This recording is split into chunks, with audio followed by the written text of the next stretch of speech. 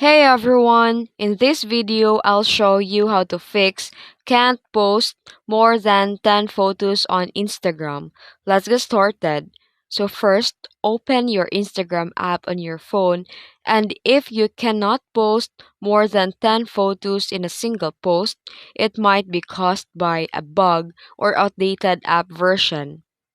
First, go to the Play Store or App Store and search for Instagram and tap Update if available. And next, open the settings on your phone and tap the apps. And here, find Instagram and select Storage and tap the Clear Cache. And after that, you can reopen the Instagram app and try to create a new post again. And tap the plus icon to create a post and choose multiple photos, select and make sure to press and hold or tap the select multiple icon to add up to 10 pictures. If it still doesn't work, log out or log back in to your account or reinstall the app.